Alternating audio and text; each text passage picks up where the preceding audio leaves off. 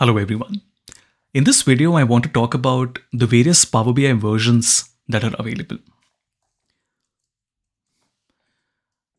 Now the software is only the one software, which is called Power BI Desktop. In the next video, I will also tell you what are the two different ways in which you can download and install it.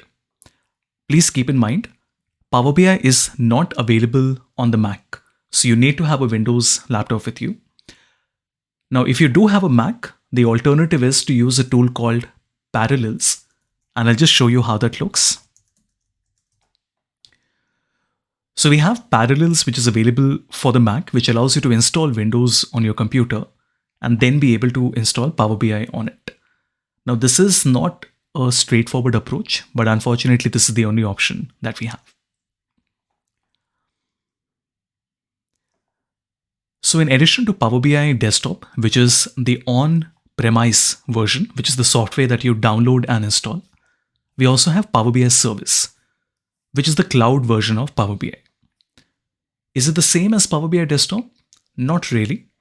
There are certain things that we can do both on the service and on the desktop version, but the service is typically used for sharing reports with others.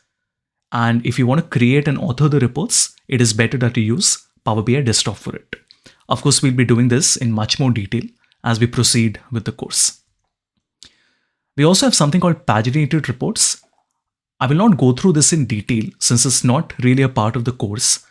And typically you will have somebody from the IT team that will help you with it.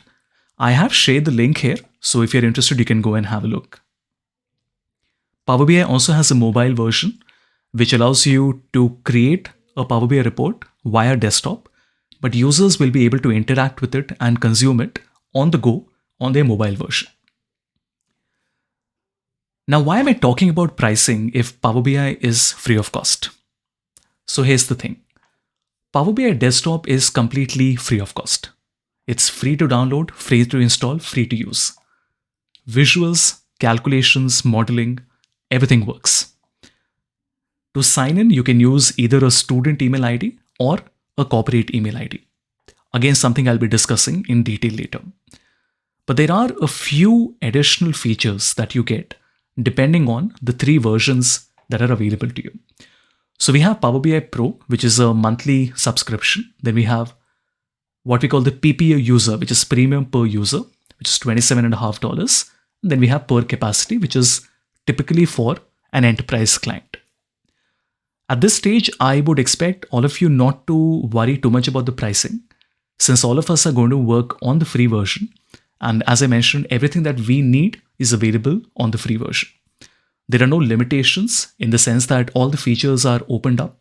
You can save your work and you can send it to others as an email attachment.